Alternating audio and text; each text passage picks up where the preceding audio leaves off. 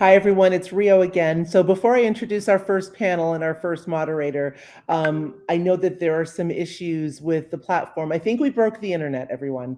With so many folks trying to log in at once, some folks are having a little bit of trouble. So I am going to go ahead and direct some folks to our YouTube channel. Just look for the AfroAnimation Virtual Summit on YouTube.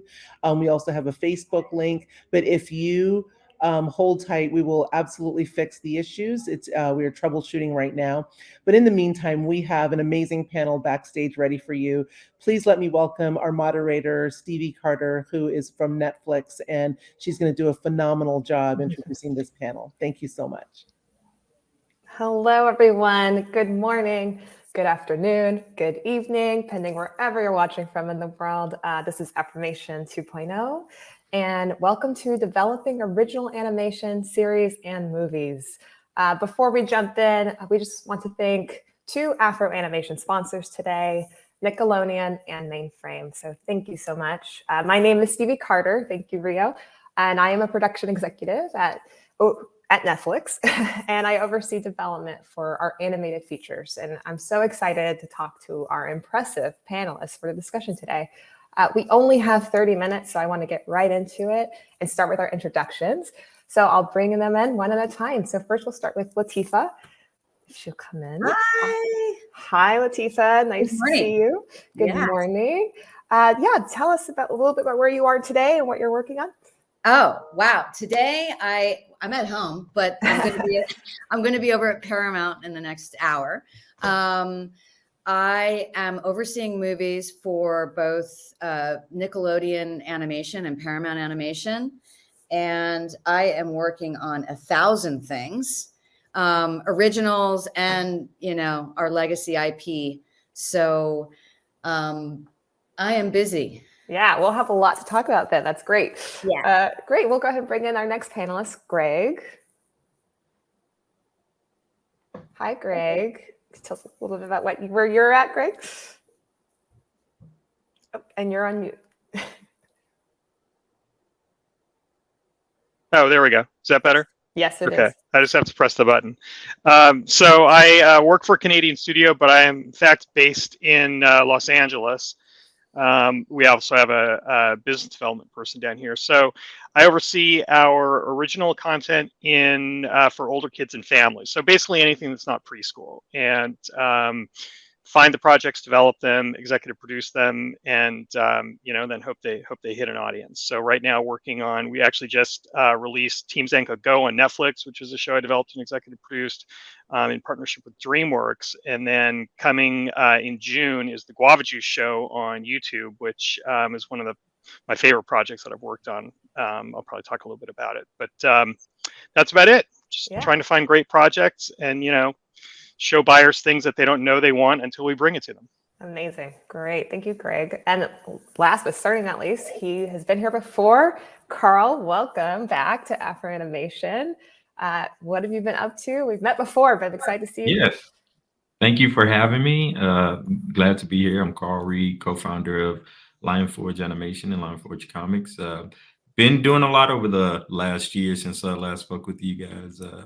In addition to continuing our kind of original content and the development and creation of that, we've had the opportunity to release a few things with some partners such as Rise Up Sing Out on Disney Junior and Disney Plus, and continuing the Rhymes Through Time series with Noggin, as well as doing a project Blaze and the Monster Machines episodes with Nick Jr. So we've had a lot of fun over this time. We've also added a few more members to the team, such as Saxton Moore, VP of Production, and Neely Shamam, who's VP of Development. So, it's been a lot of activity. Wow, this is a busy group. So I'm excited to have you guys this morning, and ladies. So we're excited to talk. All of you have been in the industry from what it seems like many years doing big things. Can we just start with that? Let's talk about where we are today and what you've seen change over the last few years. I'll start with you, Greg. You work for Canadian studios. Is there changes you've seen in terms of the animation industry with your experience in entertainment? Well, there's a lot of animation. I mean, I think everybody would agree with that. Hopefully, we're going to continue to see the demand in place. Everybody's sort of looking at what's happening at Netflix and where the streamers are going next. But I guess, the biggest change is the streamers coming in and producing so many shows versus the traditional networks. And from what we see in a lot of cases, that's blurring the lines of audience, because we know that many different ages of kids are watching many different kinds of programming. And so there's a real, everybody wants a show that focuses strongly on whatever its core audience is, but then has enough headroom that other kids can watch and even families. So what that means, I think, is shows need to be even more original, and try to attract an audience that's even wider than maybe what they're programming for initially. And that's a lot of fun. We really enjoy it. I think that a lot of what I said in the beginning, bringing buyers something they don't know they're looking for yet, is what we always try to do. I think that's one of our main powers as producers and creators, is to see what is the next step that we can lead, instead of just bringing people what they say they want. Yeah, absolutely. And, Carl, also being a creator, creating new content, how are you feeling about the industry in terms of what's happening, what people are looking for, and what you're trying to achieve in terms of these new projects and how it's changed?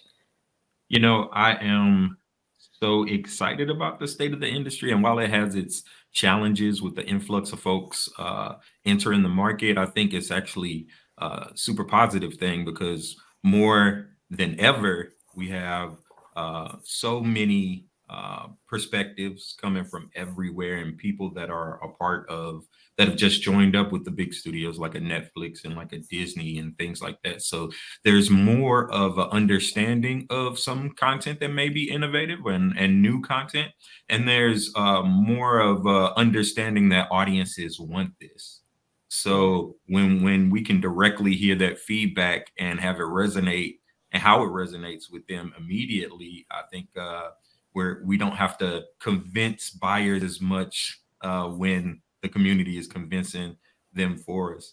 So we're at a kind of an intersection of being able to directly hear feedback from consumers, while at the same time changing production paradigms with new technology. So all of that is super exciting to me, and so we're at a good time. Yeah, I agree. It's a great time to be in animation, from what I say. So those watching, stay in it. It's amazing. Latifa, in your role, you oversee franchises for Paramount and Nickelodeon Animation. We're talking about characters that resonate, stories that resonate. Do you have characters or stories that you see that are resonating with your audiences? Well, yeah, look, it's interesting because, I'm still trying to navigate the theatrical space, which is changing drastically. And, I feel so lucky to have we have Paramount Plus, we have Paramount, we have Nickelodeon, right? So we have many avenues, which is really exciting, because we can develop new material mostly for streaming, actually, is where there's a lot of freedom and a lot of really cool stuff being made. The theatrical space is another kind of challenge, which is a great challenge. But, we have, Avatar, we have Transformers, we have Teenage Mutant Ninja Turtles, right? We have all this big IP. And the trick is really to bring new voices to that IP, because people love that IP. But those are our theatrical tentpole movies, originals. I will always try and push originals through, but they have to have, kind of this special secret sauce that gets them greenlit, which is usually like, it's always about the creator. It's about an incredible musical attachment. It's usually an origin story, an underdog story. It's got to make people want to laugh, especially after this pandemic. Comedy is a really big piece of what we do and everything we do. So it's certainly an interesting time watching it evolve and pushing franchises forward, while giving them new voices and rebooting them so that they're interesting. Because honestly, Spider-Verse changed everything, which is awesome, which we can all agree is totally like awesome. And the bar's higher. You have to come to the table with style and something special, especially with existing IP. So I love that challenge. Yes, and what a challenge that is. I think that's where we're trying to In a world, find new, unique voices that are telling original stories, and the challenge is there's the feeling of there's so many franchises. So I love your perspective, Latifa, on what needs to stick out and to make that voice heard. And Carl and Greg, I'm curious what you guys both feel in terms of original IP. How do we get the new voices, the new stories that we haven't seen yet? Because we do know those franchises exist, and it is where companies do go to. And you both are working on different projects for characters you're probably really proud of. So I'll start with you, Greg. You mentioned Team Zenko Go, Guava Juice. Do you have characters or stories you're really proud to be a part of right now that are sticking out that helps the original IP get forward? Yeah, I mean, I'll talk about those because they're the most recent ones, but we're really proud. I mean, one of the things we wanted to do in Team Zenko Go is, like so many shows now, have a more diverse cast. And one of the things that we had is a main character, Ari, who's physically challenged in a wheelchair, and who acts as a full member of the team. We actually never make reference to it in the entire show, and neither do the other kids. And that, we're very careful about this. We engaged a wonderful disability consultant who really helped us nail this character and how other kids in that position might want to see themselves, and how kids how the other kids might want to know how to relate to a person in that situation. And so we never made reference to it. He had his own ways of solving problems that were as effective as the other kids, but they were particular to him. And so we're all really happy with how that came out. And then, of course, it was a diverse cast in every other way, racially, gender.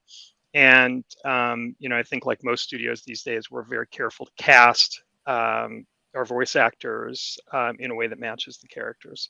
So we love that. And then on the Guava Juice show, my favorite character is not one of the characters. It's sort of the three characters together. And it's a show about how, the way that friends support each other, even though they might have disagreements. And, on a regular basis, I get a little choked up, just because there's something very sweet about this time of life where you're like 13, 14, and you just know that your friends have your back no matter what. And that's kind of what that show's about. That's also really special.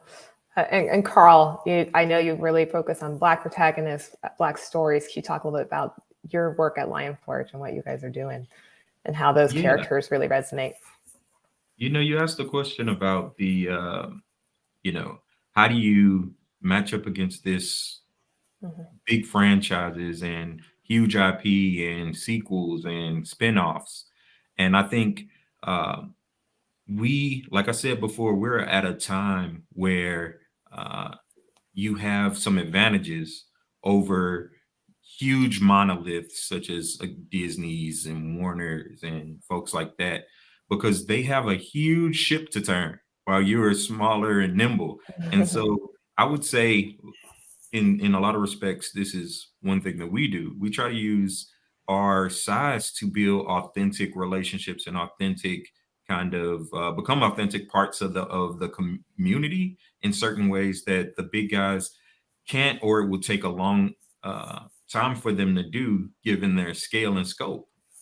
What this takes is, and you see this with small YouTubers, having millions and millions of followers, and they started a year ago, and it's very hard. We're in a very interesting time right now, but what that takes is delivering and releasing. And luckily, we're in a time where you can directly access your audience through social platforms and through YouTube.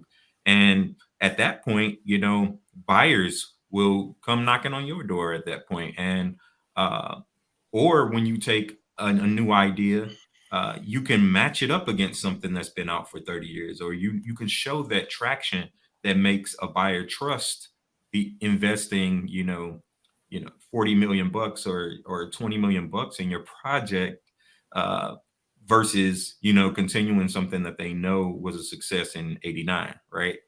Yeah. So I think, again, we have to play to our advantages and play to our communities and places that we can have a stranglehold on, focusing on more niche areas that maybe the big guys won't even be able to identify for months and months. You know, you still see Fortnite dances popping up in new content in 2022. And I mean, 2018, 2019, you know, 2-year-olds were doing it, right? So, you Yeah, know, it takes time for the big guys to catch on. And so use it as your advantage. I love that. I think that's really important to remind everybody that there's audiences out there who want to continue to see themselves, unique stories, and really understand the value of that. And you're saying there's a way, there's an audience, there's a way, and everyone will find out. And I love that. You know, thinking about those who are watching who want to get their stories out in that way, do you all have, let's just talk about general advice that you're going to give new filmmakers, new writers, new creators. How do they bring their new content to life? Carl, you gave some great ideas there in terms of finding your audience. They're out there. Somebody will want to watch it. And Latifa, how do you look out for new stories? How are you looking and seeing what our audience is looking towards? And how do I find those new, fresh voices? Well, you know, as I was saying, we have the advantage, you know, where I'm at right now to look at series, to look at streaming, to look at theatricals, right? And so I feel like anything that stands out is usually because it's coming from authenticity and like a real labor of love for the project. There's such a variety. I would say to encourage people, like, you know, again, you got to lean into what it is that you want to make and what it is that feels good to you. But for us, we're really invested in movies that make people feel good, right? Nickelodeon has always been this place. It's for kids. And, you know, I feel like to me, it's like what stands out would be like incredible storytelling, right? Incredible characters, authenticity, you know, world building, you know, mythology that is really engages people, putting ordinary people in extraordinary situations, right? I mean, I'm being very broad in terms of what I'm saying, but I feel like passion, authenticity, and bringing something fresh to the table. I consider everything that comes across my desk. Yeah. You know? No, absolutely. And in terms of getting fresh ideas, in terms of finding the authenticity we're all talking about, do you feel like that's got to show up in front of the screen, behind the screen? Like, where do we look for that authenticity and how do we make that come to fruition? Oh, it's both. It's always both. You know, I'm a, you know, creator driven. I think good material is usually creator driven. I mean, yes. I know that, right? We all know that. So, authenticity starts there, and then you double down on it, you know, with behind the camera and on screen and with your cast and with your music, you know. I think it's a really exciting time for that. Yes. And I think audiences are craving that, right? We can tell when we're receiving something that doesn't feel real. But at the end of the day, we want that. And in terms of you all, you know, being creatives, but also being in positions where you can make things happen, do you find that you have more influence? And I'll start with you, Greg, being on the creator side or really being on the side that's helping lift these projects up? Well, we certainly have the opportunity to consider a broader range of projects. I think, you know, Carl and Latifa both talked about authenticity and about, you know, bring something real. And I think that's still what I'm looking for, you know, but I think it's a specific point of view about universal issues. You know, you can't have one without the other. I think it's a way of applying your own experience and your own point of view to issues that kind of everybody is thinking about. And Latifa mentioned Spider-Verse. I mean, it did that so well, and you can point to a number of other examples.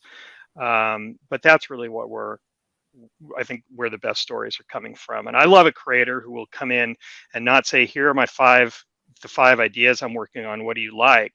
I like a creator that'll come in and say, this is the thing that I'm most passionate about, that I believe the most in, and that I'm going to get made. And here's why. Yes, it's not checking those boxes. It's really caring about the story you're telling. Yeah, it's really making you feel that you have a person with a vision.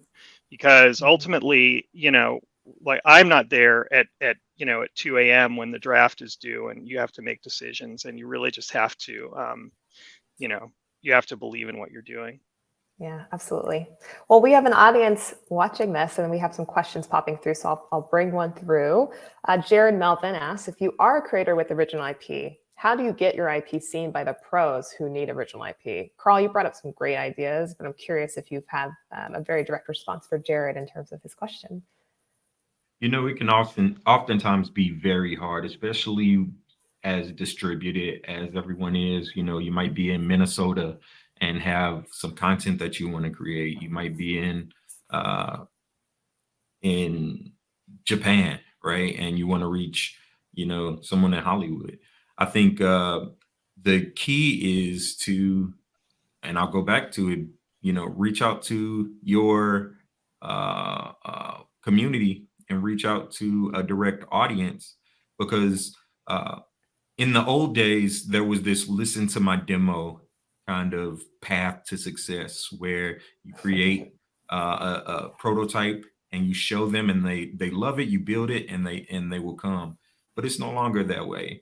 You have to show that it's going to work, and I think you do that most by going out and proving that it works through engaging with that community and engaging with that audience. Now, sometimes you already have that, and so you skip go and collect $200. But oftentimes it's not the case. And the best part about that is that you can wind up getting a return on all your hard labor and your investment that you're putting into your content, even without the buyers and other gatekeepers telling you, I believe that your view of the future or your view of what consumers are going to like is what is going to happen, and we're willing to invest in that. So you can really take a stance and prove it and gain revenue from it even before you're able to reach out to those audiences. So it's always easier when you come with something that they're like, oh wow, I need to know about this. How do you have how does this hit the zeitgeist right now? I just saw a news story about this, and this is already developed. Or I just saw, how do you have all these followers on Instagram? Or is this so timely? And instead of chasing the bullseye, you're ahead of the curve. And so again, I push to shift that question away from how do I know which doors to knock on, and how do I get people to answer those doors, to how do I prove my concept, and how do I build my concept and gain that traction that's needed to make people open the door and also come and seek me out. That's great. No, that's all amazing advice. And I want to go to the next question. Simone Hardy asks, is it better to pitch the show or create a small version of it and test it to see if it gets some attraction? So I think, Carl, we know where you stand on that. Latifah, I'm curious how you feel about that answer or question, excuse me. Oh, I'm behind Carl 100%. I mean, that's also the most satisfying way to do, to dive into your art and to do what you believe in, is to just, not seek out approval from elsewhere, and to really just own what you want to do and lean into it. And there are so many platforms to share your personal, work, that you can do that now, which is killer. You don't have to rely on 6 studios that are, managing all the content across town. I mean, the world has changed so much. So I really admire what Carl said, and I'm behind him. I feel like for me, I prefer any pitch. I prefer visuals. If somebody is really excited about something, it's like they kind of have to prove it out. We get 1,000 scripts. But it's way cooler when you take the time to sit with somebody and they can show you visually what they're trying to achieve, because it's just such a big part of what we do. It's very hard to separate it from storytelling, Yeah, I love what you're saying. You don't have to ask for permission. You can do it all yourself and see it through. You can get in that paralysis of perfecting it in your head, but some of the best things I've seen is filmmakers who are willing to share their ideas with their friends, with their peers, really flesh it out and be proud of those ideas. And it's okay it's not perfect. It's going to take a long journey. So I think that that's a really great reminder that you don't need permission. You just need to create. And I'll kind of keep moving through. We have another question. Abraham Luckett, if I'm saying that right. What does success look like for a candidate who's just trying to break in the animation industry in the first place? And there's other questions too about how to build resumes, illustration, animation design. What's the best approach? I think this is really, how do you get that experience when you don't have, when you're building that portfolio, you're starting out. Greg, I was wondering if you have any advice. Well, I think as Carl and Tiva both said, you can't be afraid to just do it. You know, you can't be afraid to do the work and put it out in front of people. I don't hear this as much anymore, but used to, you know, people can sometimes be concerned that if they put something out, somebody's going to steal their idea, or you know, or they have to keep it secret. And there are many ideas out there, and you know, an idea is you know, not that valuable without the person behind it who's going to execute it. So I would never be afraid of that, and do the work and make it findable. You know, get yourself an Instagram account. Make sure that you're, you know, make sure that if you have a website, it's organized in a way that sort of makes clear whether you're a character designer or an environment designer, whether you do storyboards, and then, you know, make it easy for us to sort of look at the things and see the range of styles. You know, we all at the studio spend a lot of time just scouring the internet, making lookbooks, looking for people with an interesting artistic vision, you know, on the visual side. And it's great to find those people. We've hired countless people that we just found online, especially now when they can work from everywhere. I mean, that's one of the biggest changes now, is that you can be anywhere. I mean, we moved our entire 700-person staff, you know, in a week out of the building and, you know, working remotely. And so far, nobody's come back. Yeah, no, I agree. And, you know, I find myself looking at hashtags on Instagram. I'm looking at always who's up and coming. So put yourself out there and people will find you. They will look for you. They're looking all the time. So as long as you find that online presence, I think we're all in agreement that we're looking for you too. So this has been so fun talking to all of you. We want to thank again our sponsors, Nickelodeon and Mainframe, for this amazing panel. And we want to ask everybody to stay tuned for the next panel coming up, where we're going to discuss Craig of the Creek. So very exciting panels for this whole thing. And I'll see you guys again later on today as well. Thanks, Stevie. Thanks, Steve.